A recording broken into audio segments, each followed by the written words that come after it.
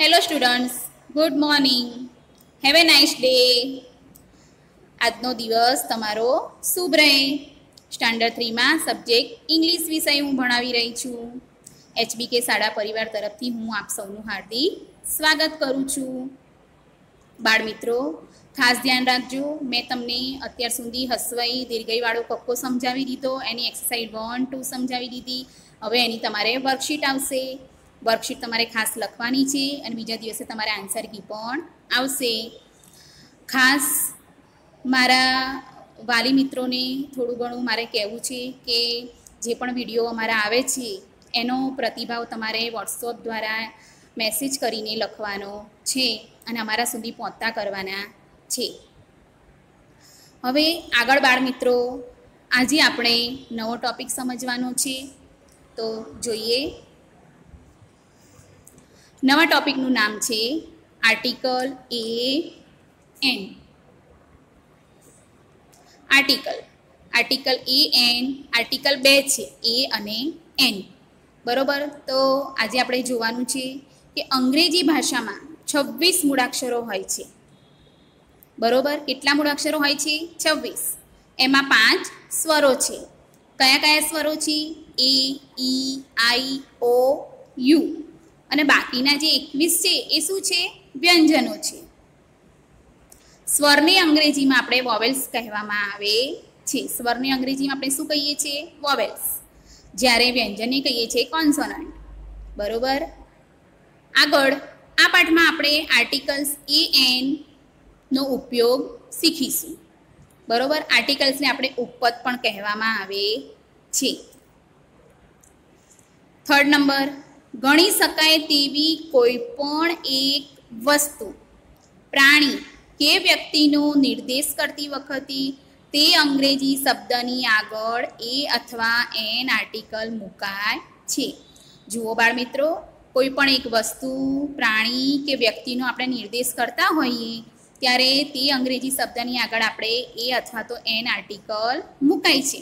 પણ એ અથવા an article ક્યારે મુકાય છે એ હું તમને થોડા એક્ઝામ્પલ બતાવું છું અને એમાં આપણે શીખીએ છીએ. જેમ કે છે કેટ. તો કેટ એટલે શું થશે? બિલાડી. પણ કેટમાં પહેલો અક્ષર શું છે? સી છે. શું છે? સી. જુઓ બાળ મિત્રો, સી છે તો સી એ શું છે? વ્યંજન છે. શું છે? વ્યંજન. જો સ્વરો કયા કયા હતા? એ, ઈ, આઈ, ઓ, યુ. અને બાકીના શું હતા? વ્યંજન. બરોબર. તો સી એ શું છે બાળ મિત્રો? વ્યંજન છે.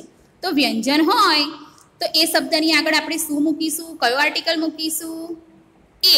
શું મૂકીશું? એ. હવે આગળ પેન. તો પેન એટલે શું થશે? પેન. લખવાની જે પેન આવે છે એની વાત કરી છે. તો પેનમાં પણ પહેલો અક્ષર જે છે એ શું છે? શું બોલાય છે? પી છે. શું છે? પી. તો પી એ શું છે? વ્યંજન. ખાસ યાદ રાખવાનું કે સ્વરો કયા કયા હતા, વ્યંજન કયા કયા હતા. તો પહેલો અક્ષર ખાસ જોવાનો.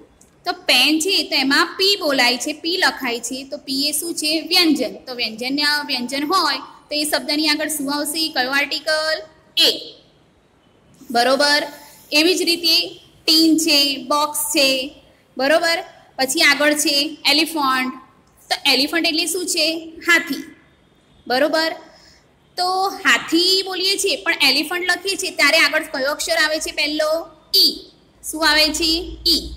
પણ ઈ એ શું છે? આપણે યાદ કરો, સ્વર. સરસ, સ્વર છે. તો સ્વર એ, ઈ, આઈ, ઓ, યુ થી શરૂ થતો શબ્દ હોય તો આપણે કયો આર્ટિકલ મૂકીએ છીએ એની આગળ? An article. કયો આર્ટિકલ? એન આર્ટિકલ મૂકીએ છીએ. એવી જ રીતે આગળ જુઓ, જે શબ્દનો ઉચ્ચાર વ્યંજનથી શરૂ થતું હોય તો તે શબ્દની આગળ એ આર્ટિકલ મૂકવામાં આવે છે. મેં તમને હમણાં સમજાવ્યું કે જે શબ્દનો ઉચ્ચાર વ્યંજનથી થતો હોય, બરોબર, તો ત્યાં એ શબ્દની આગળ કયો આર્ટિકલ મૂકીશું? એ. બરોબર.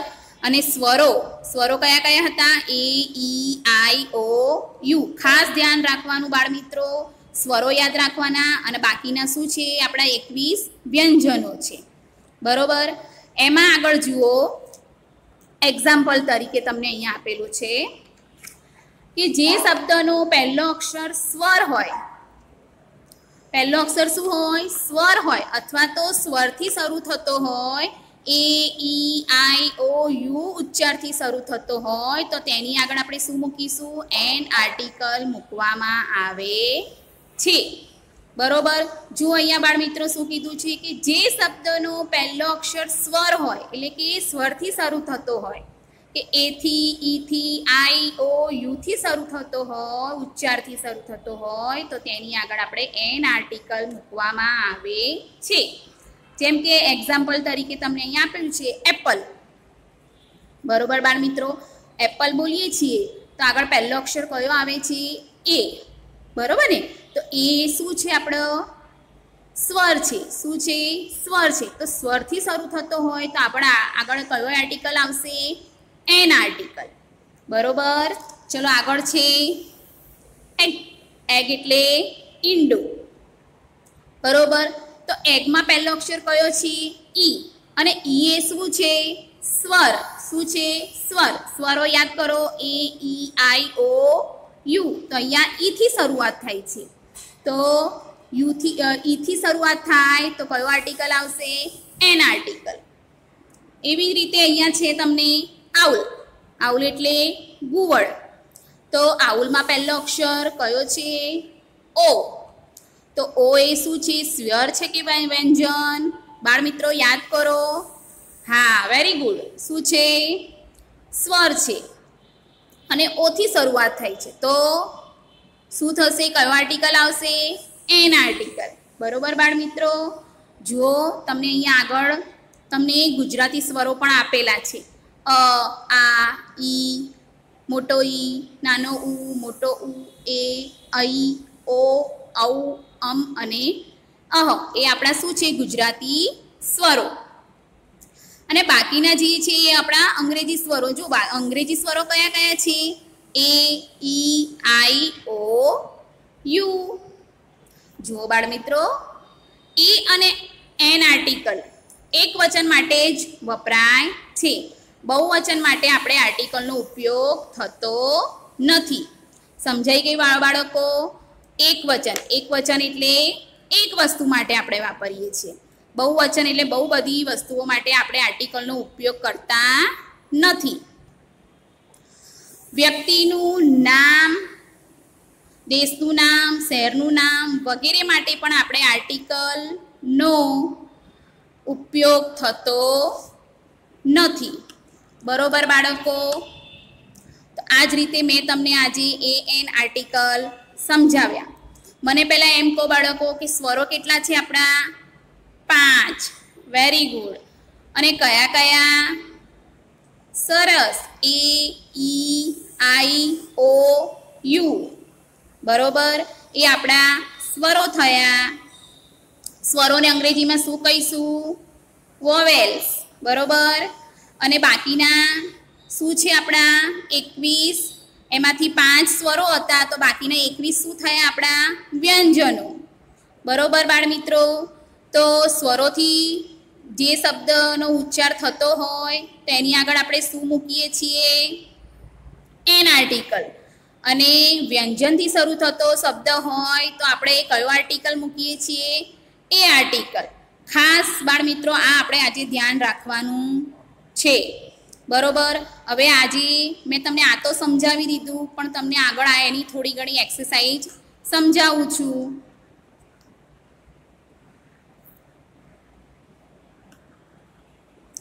જુઓ બાળ મિત્રો, એ ઓર એન આર્ટિકલની એક્સરસાઇઝ છે. તમને અહીંયા પિક્ચર સાથે બતાવવામાં આવેલી છે.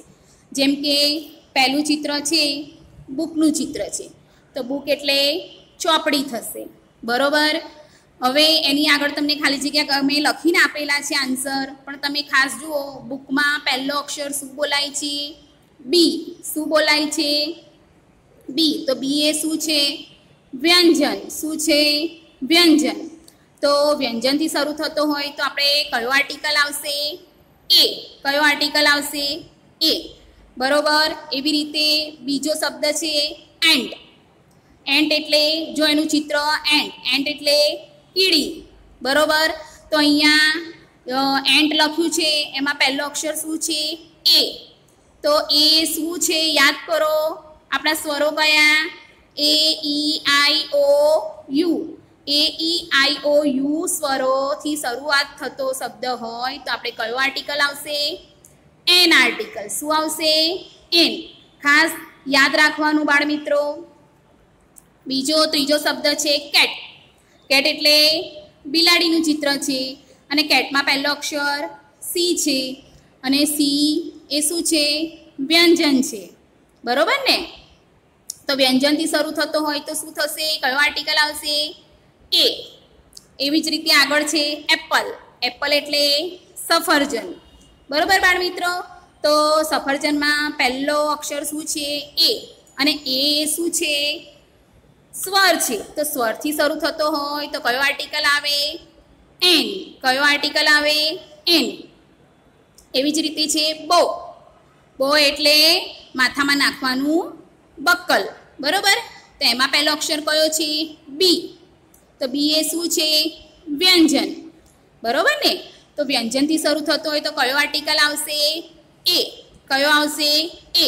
એવી જ રીતે નીચે તમને ગલ લખેલું છે, તો ગલનું ચિત્ર આપેલું છે તો બાળકો એ તમારે જાતે લખવાનું છે. આ બાજુ એલિફન્ટ. એલિફન્ટ એટલે હાથી. એલિફન્ટમાં પહેલો અક્ષર ઈ, તો ઈ એ શું છે સ્વર છે અને સ્વરો આપણાને યાદ છે બાળકો, ખાસ યાદ કરી લેજો. સ્વર કયા કયા છે એ ઈ આઈ ઓ યુ. એનથી શરૂઆત થતા હોય તો આર્ટિકલ એન લાગે. તો અહીંયા એલિફન્ટમાં ઈ છે તો કયો આર્ટિકલ આવશે એન. એવી જ રીતે ઈગલું છે, બરોબર. તો ઈગલુમાં પહેલો અક્ષર જોવાનો અને અહીંયા કયો આર્ટિકલ આવે એ તમારે લખવાનું જાતે. પછી છે આઈ. આઈ એટલે આંખ છે, તો આંખમાં આઈમાં પહેલો અક્ષર કયો છે ઈ આવે. ઈ એ શું છે સ્વર છે કે વ્યંજન, તો સ્વર છે. તો સ્વર હોય તો કયો આર્ટિકલ આવશે એન આર્ટિકલ. એવી જ રીતે કાઇટ. કાઇટ એટલે પતંગ અને કાઇટમાં પહેલો અક્ષર કયો છે બાળ મિત્રો, હા કે. તો કે શું છે સ્વર કે વ્યંજન, તો વ્યંજન. તો વ્યંજન હોય તો કયો આર્ટિકલ આવે એ. એવી જ રીતે એગ. એગ એટલે ઈંડું. ઈંડુમાં પહેલો અક્ષર કયો છે ઈ, તો શું આવશે બાળ મિત્રો, ખાસ યાદ કરીને તમારે જાતે લખવાનું છે. અહીંયા છે ઓક્ટોપસ, બરોબર. તો ઓક્ટોપસમાં પણ પહેલો અક્ષર કયો છે એ જોવાનું અને અહીંયા કયો આર્ટિકલ આવે તમારે જાતે લખવાનો છે. તો આ થઈ મેં નાનકડી એક એક્સરસાઇઝ તમને સમજાવી, બરોબર બાળ મિત્રો. તો ખાસ ધ્યાન રાખજો, એ એન આર્ટિકલ ક્યારે મૂકવામાં આવે છે એ તમારે આગળ સ્વર અને વ્યંજન યાદ કરીને આર્ટિકલ મૂકવાનો છે.